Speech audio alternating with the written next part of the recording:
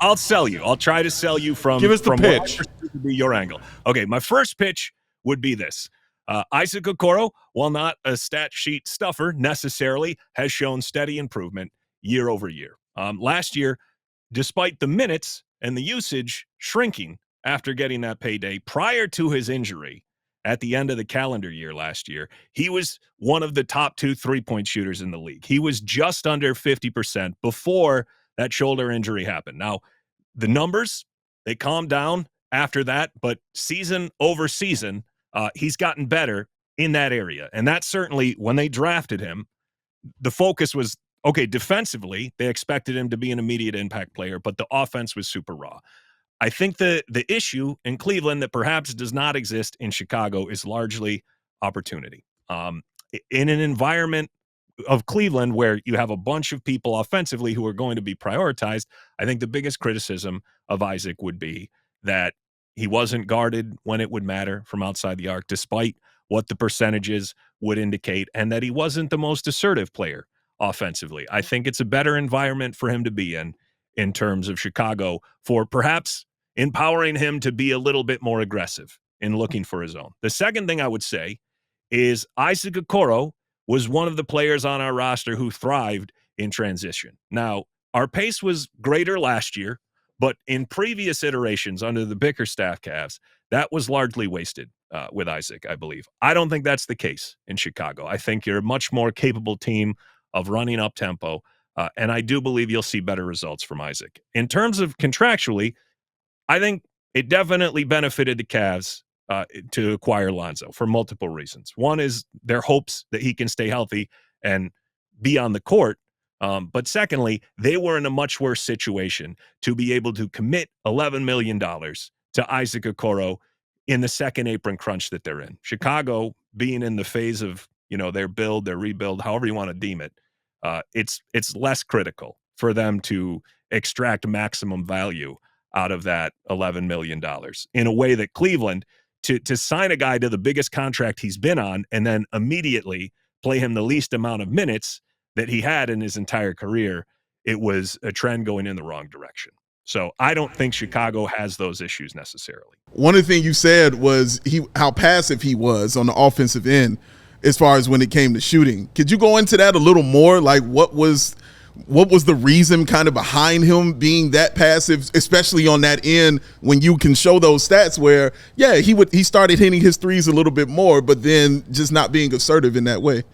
Yeah, I think that's a problem that's not limited to just Isaac on the Cavs roster. You get a team that has guys like Dean and Isaac Okoro, and if you were to look at the stats, you'd say, okay, those are reasonably decent, at least average 3-point shooters. And Isaac's numbers would make you believe that. I mean, the fact that he was high 40% for the first half of the season was great, but couple of qualifiers there. The Cavs as a team had their best offensive season in forever, and they had multiple guys up and down the roster. Their top 6, 7 guys all flirting with higher than 40% 3-point shooting or just below it. So there was some qualifying there of saying, okay, the system is giving him the opportunity to make more of these. But I think the issue with Isaac and all these guys has been, will they take the shots when they're open and they get it? Or will they defer despite possibly having the best look? Now, there's been moments, the game winner, Okoro hit 2 seasons ago against Brooklyn, although even in that situation, it was a scramble at the end, a loose ball, LeVert throws it to the corner. He had no choice but to put it up. And that was a massive moment because there was a huge storyline heading into last season, not this past season where he signed the extension, but the one before that, about how much work Isaac had put into his outside shot, and not necessarily just catch and shoot, but catch, reposition, put it up. Like the types of things where he'll never be deemed as a movement shooter, I don't think, but to be able to do even a little bit more than just camp out in the corner is something that everybody wanted to see from Isaac in terms of above the break stuff. And I do think you saw pretty reasonable results. The issue has always been volume. Because you can be a 40% 3-point shooter, but if you're barely putting them up, guys are going to take those chances. Because even on a night where you go 2 for 3 from outside the arc, where you go 3 for 5, it's not a big enough quantity that it's going to hurt the other team. I do think Isaac in transition, that's kind of really where I feel like he's at his best because he doesn't overthink it. He has kind of a nice Euro step, and the fact that he has some bulk to him allows him to, put his body into people and convert a lot of those looks in transition. He can make good reads going downhill. I don't think that that's as much of a problem. The fact is, though, he just doesn't have the ball in his hands a lot in terms of initiating. But that's been a problem for a lot of the role players for the Cavs. I think that there needs to be some focus on the fact that the shoulder injury took him a long time to kind of overcome in terms of the shots in the immediate aftermath of when he returned. Like if you look at I went to the Oklahoma City game where the Cavs got the doors kicked in, and that was maybe Isaac's worst 3-point shooting game of the season, but he was fresh off an injury. The optimistic part of that was that he put up 8 3-point attempts, only hit one of them, it hit the side of the backboard on one of them. It wasn't at that moment, but it was the fact that he put that many up because they were giving him the looks, which is really all you can ask for in a guy who you're still trying to develop, and you're trying to make at least an offensive component that you have to respect. You don't have to fear him necessarily, but you can't have people sagging off of him in the playoffs and clogging up the lane, because if you guys watch the Cavs playoffs this year, it's just Donovan throwing himself into a wall of people at the rim again and again and again, and that's not a sustainable pattern if you're hoping for success. And it was not reminiscent of anything that they saw with the Kenny Atkinson offense in the regular season. It devolved into far too much, hero mode Donovan Mitchell in the playoffs.